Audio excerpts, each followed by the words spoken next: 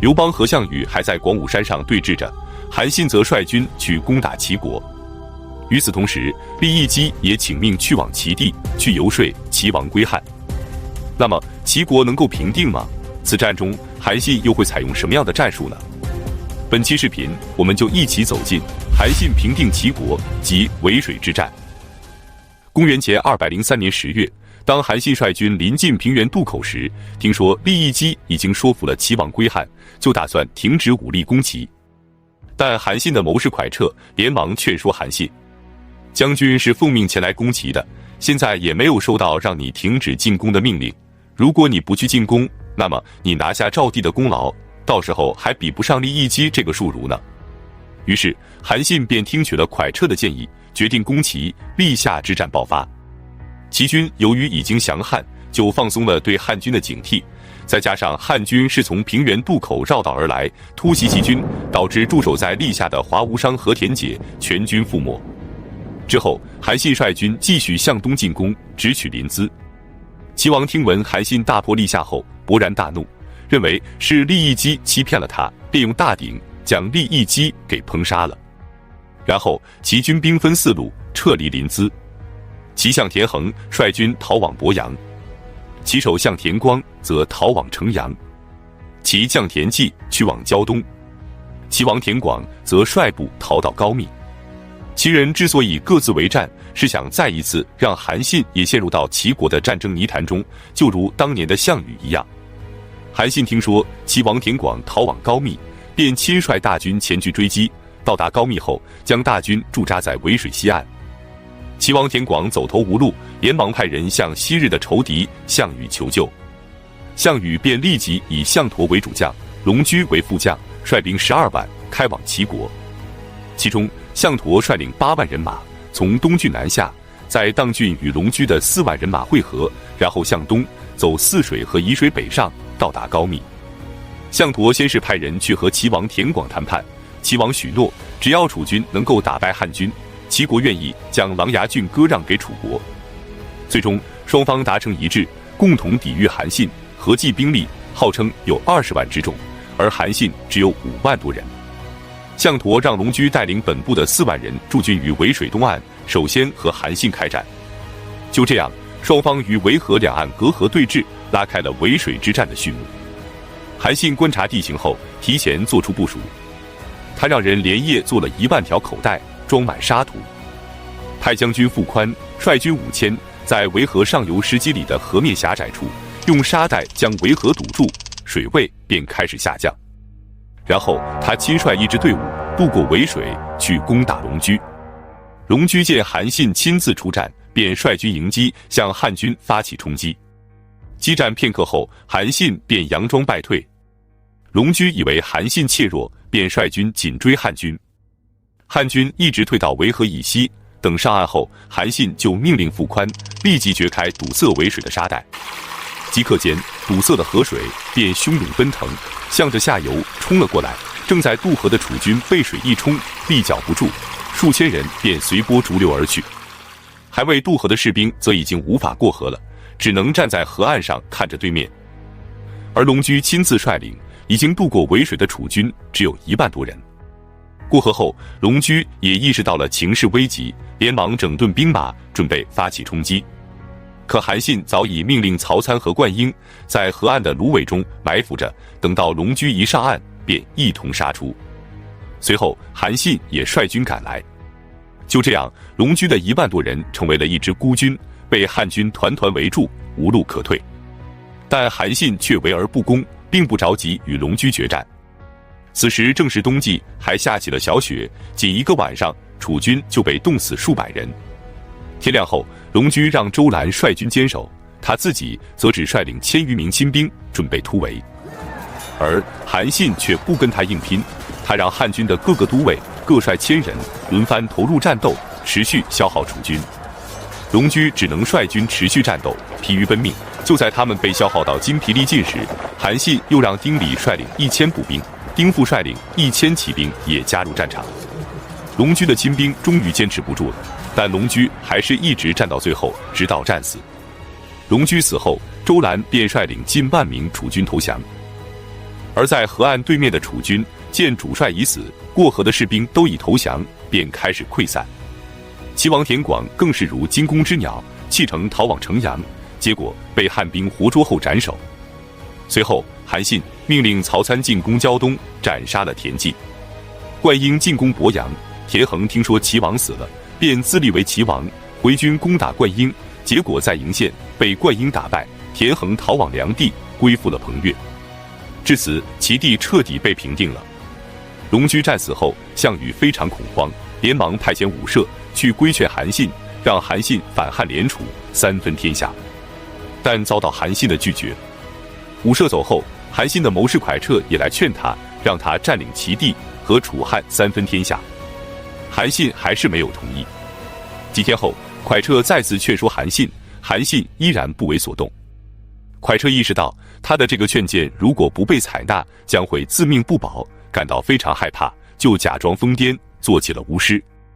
最终，韩信虽然没有反叛汉王，但也没有按照事先的约定去广武山与刘邦会师，共同对抗项羽，而是派人给刘邦上书，说齐国狡诈多变，又与楚国相邻，担心他一走，齐地再生事端，不如将他设为假齐王，名正言顺地统治齐地。而此时，刘邦在广武山上已经被项羽围困了几个月了，形势十分危急。看完韩信的上书，十分恼怒，大骂韩信不来救汉军之危，竟想着自立为王。张良和陈平就赶紧在暗中踩刘邦的脚，凑近耳朵说：“我们现在处境不利，怎能禁止韩信称王呢？不如趁此机会就立他为王，并好好善待他，让他自守一方，否则可能会发生变乱。”刘邦经过提醒，也明白了过来，改口骂道：“大丈夫平定了诸侯，就应该做个真王，何必要做假王呢？”于是他派张良亲自前去齐地，封韩信为齐王。至此，齐地彻底平定，刘邦也稳住了局势。本期视频就到这里，感谢观看，下期再见。公元前202年的2月初3，刘邦在泛水之阳举行登基大典，建立了大汉王朝，定都洛阳。那么西汉的都城怎么又变成长安了呢？对于刚刚分封的异姓王，刘邦又会作何安排？特别是韩信，刘邦能够让他安心的做个楚王吗？本期视频我们就一起走进迁都长安及捉拿韩信。刘邦在洛阳城待了还不到1个月，就有人前来劝谏，让他迁都关中。这个人就是娄敬。娄敬并不是汉朝的官员，他只是齐国派王陇西戍边的一名戍卒，在经过洛阳的时候，通过同乡于将军的引荐，才见到了刘邦。他给刘邦分析了洛阳和关中作为都城的优劣，之后他力荐刘邦迁都关中。刘邦被说的有些心动，就去征求大臣们的意见，但大多数人都不赞成迁都关中。理由是，虽然关中占有地利优势，但秦朝就是在此建都的，不是也20就亡了吗？可见此地并不利于王朝的长治久安。刘邦只能去征求张良的意见，而张良却完全赞同娄敬的观点，也建议迁都。于是刘邦下令迁都关中。娄敬也因为上奏有功，被封为郎中，同时自姓刘氏。刘邦先是将都城迁到岳阳，然后开始修建宫殿，等宫殿落成后，便正式迁都长安。长安本来是当地一个乡的名称，因为有长治久安的利益，于是便把新都城取名为长安城。汉长安城位于今天西安市西北的渭河南岸，是在秦朝兴乐宫的基础上修建了长乐宫，随后又修建了未央宫，在萧何的主持下修建了太仓和武库，之后又修建了北宫、贵宫、明光宫等。后世的帝王又在西城外修建了建章宫，在南郊修建了九庙，最终才形成了后来汉长安城的全貌。从此，大汉王朝便在这里逐步走向了辉煌。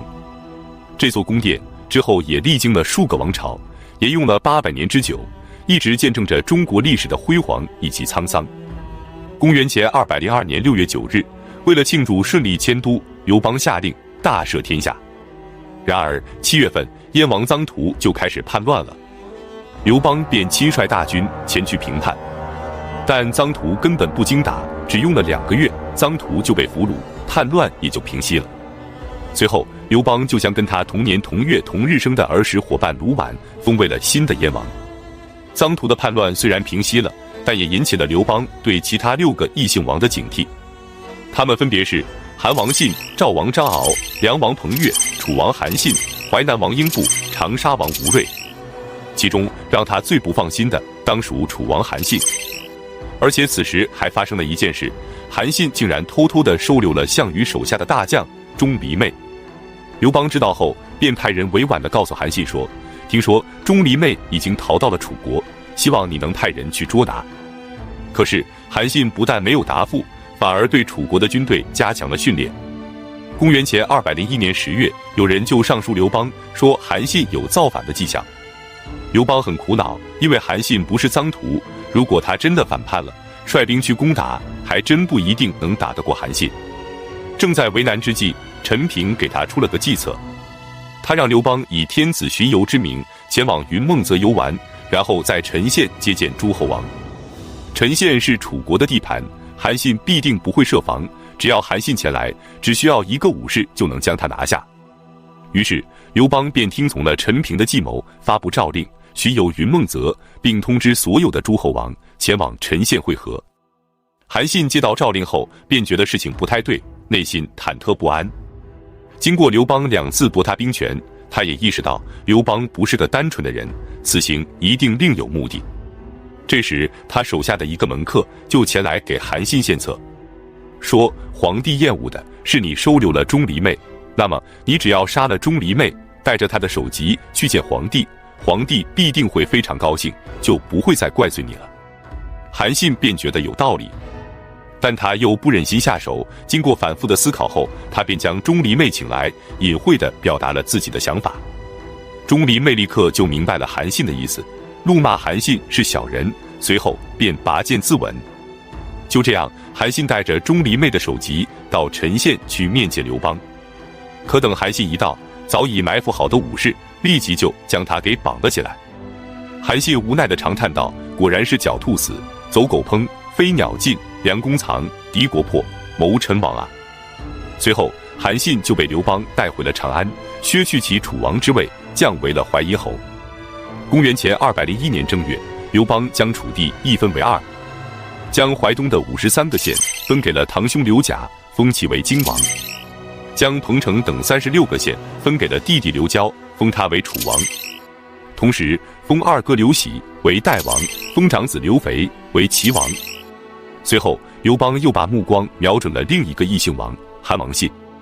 韩王信的封地在颍川一带，颍川以北是巩县和洛阳，南面临近宛县和叶县，东边又是军事重镇淮阳，全部都是战略要地。因此刘邦决定给他重新换个地方。他从太原郡里划出来31个县，成立了新韩国，让韩王信迁居到晋阳去抵抗匈奴。